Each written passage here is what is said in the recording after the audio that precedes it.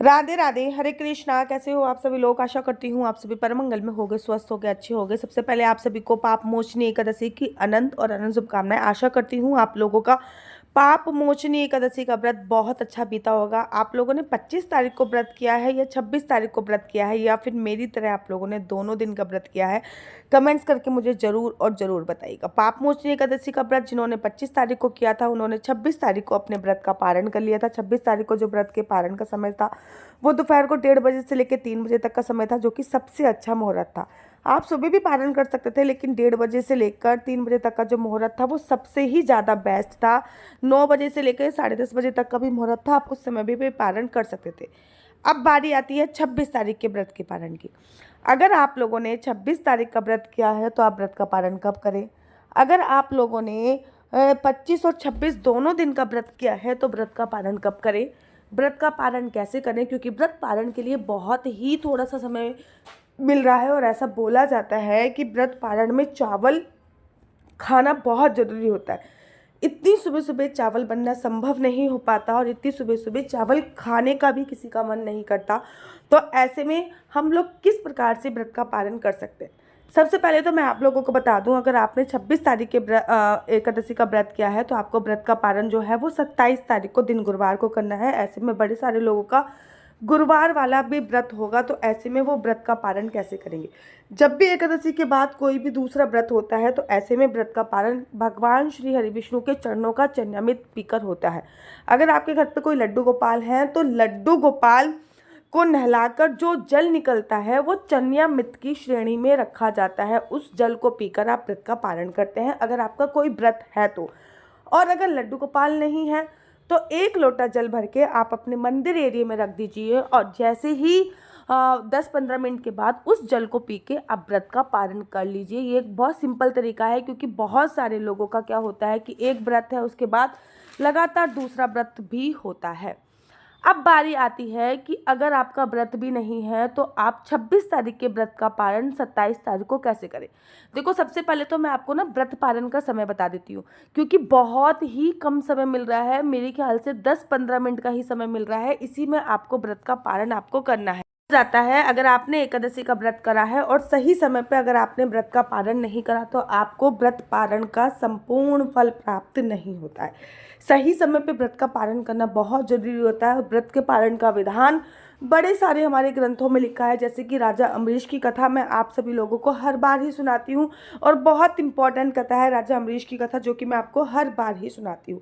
27 तारीख को दिन है गुरुवार, और इसी दिन आपको व्रत का पारण करना है। सुबह सुबह 6:28 से लेकर 6:40 तक का जो समय है, केवल और केवल आपको 12 मिनट का समय मिल रहा है।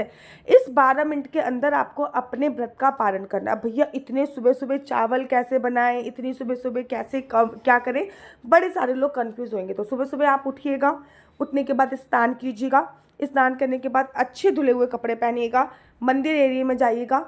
आपके घर पे अगर बाल गोपाल लड्डू गोपाल है तो उनको स्नान कराइएगा, जुगल जोड़ी सरकार है तो उनको स्नान कराइएगा, और एक जल का लोटा वहीं पे भर के रख दीजिएगा, ठीक है ना।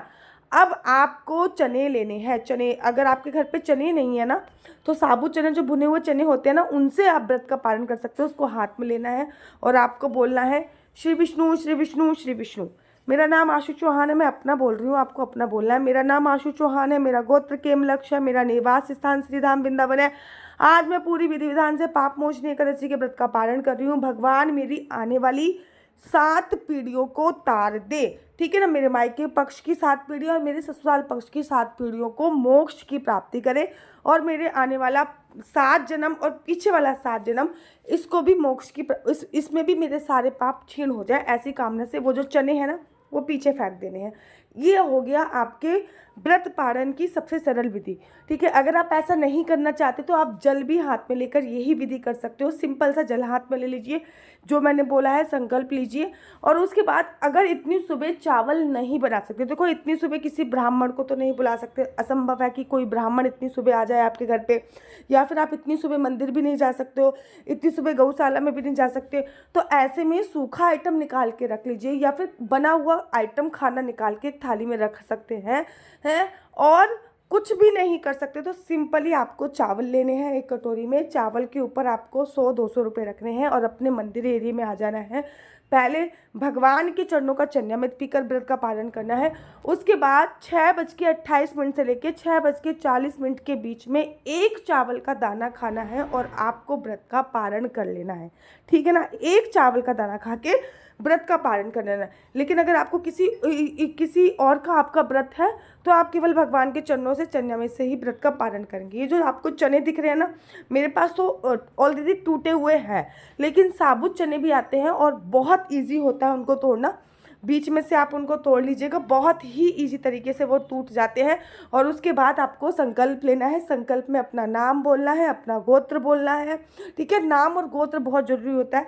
फिर अगर आप ये व्रत का फल किसी को देना चाहते हैं तो आप ऐसे बोल सकते हो, ये व्रत का फल मैं अपने पति को देना चाहती हूँ, अपनी पुत्री को देना चाहती हूँ। ठीक है ना, हाँ ऐसे बोल सकते हो। और उसके बाद ये जो चने के दाने हैं ना, ये पीछे फेंक देने, चाहे ये पैरों में आए, चाहे वो झाड़ू से बाहर चले जाए, कोई भी फर्क नहीं पड़ेगा। लेकिन आपको बहुत ज़रूरी है ये चने के, क्योंकि पाप मोचनी एकादशी बहुत बड़ी एकादशी है।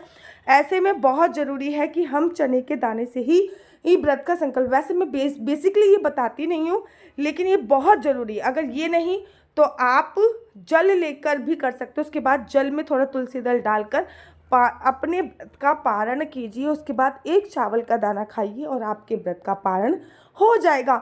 उसके बाद आप मंदिर जाइएगा, मतलब 6:40 तक कम से कम ये कर लीजिएगा। उसके बाद आप मंदिर जाइएगा। मंदिर जाने के बाद चावल हो गया, सूखा आइटम हो गया, ये सब आपको मंदिर में दान इत्यादि करने हैं। गौशाला में दान कर सकते हैं, किसी गरीब को दान कर सकते हैं, किसी निर्धन को दान कर सकते हैं, किसी ज़रूरतमंद को दान कर सकते हैं, सूखा आइटम दान कर सकते हैं, खाना बना के दान कर सकते हैं।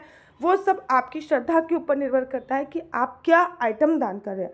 द्वादशी पे दान की बहुत बड़ी महिमा होती है। पाप मोचनी एकादशी पे भगवान का जो प्रिय भोग है वो चिरौंजी का भोग था, तो थोड़ा सा चिरौंजी का दान अवश्य कीजिए। बाकी उसके साथ आप कितना भी सामान एडिशनल में ऐड कर सकते हैं। अच्छा, इंडिया के बाहर के कुछ लोग हैं ना, वो बहुत दूर मंदिर पड़ता है, दीदी कैसे करें, पैसे इकट्ठे करते रहिए। जब भी महीने 2 महीने में मंदिर जाते हो तब उन पैसों से कुछ आइटम खरीद के मंदिर में दान कीजिए, या फिर वो पैसे ही मंदिर में डोनेट करके आ सकते हैं। ठीक है ना, पूजा पाठ बहुत सरल है, बहुत सिंपल है, बस आपको करने का जज्बा होना चाहिए, करने की प्रेरणा होनी चाहिए। राधे हरे कृष्णा। से बड़े सारे लोग बोलते हैं दीदी ओरिजिनल तुलसी माला कहाँ मिलेगी? भाई यहीं पे मिलने वाली ओरिजिनल तुलसी माला मैं आप लोगों के लिए भिजवाऊंगी। एक ओरिजिनल तुलसी माला, एक नहीं बल्कि 2 ओरिजिनल तुलसी माला, बिल्कुल 100% असली तुलसी माला होगी, इसकी गारंटी मेरी है। साथ ही साथ आपके लड्डू गोपाल के लिए एक छोटी सी तुलसी माला होगी। उसी के साथ साथ आपको एक माला झोली का बैग दिया जाएगा, ये माला झोली का बैग, और इसमें भी एक माला होगी जो जपने वाली माला होगी, जिसका आप मंत्र का जाप कर सकते हैं, ओम नमो भगवते वासुदेवाय, ओम नमो भगवते वासुदेवाय। और इसी के साथ साथ इसमें मिलेगा आपको ये असली अश्वगंधा तिलक, जिसमें असली अश्वगंधा तिलक है। ये सारी चीजें बिल्कुल ओरिजिनल है, वृंदावन धाम से डायरेक्ट आपके घर पे आएंगी। नीचे स्क्रीन पे नंबर दिया हुआ है, आप लोग प्लीज इस पे फोन करके मंगा सकते हैं। इसका प्राइस रखा गया है 501 रुपए, बाकी ऊपर से डिलीवरी चार्ज जो भी लगेगा वो आपको देना पड़ेगा। बिल्कुल ओरिजिनल 100% प्योर तुलसी माला आपके लिए हाजिर है, जल्दी से ऑर्डर कर दीजिए। एकादशी के तो पाप मोचनी एकादशी के व्रत का पालन आपको ऐसे करना है। मेरा नंबर आपको नीचे स्क्रीन पे दिख रहा होगा।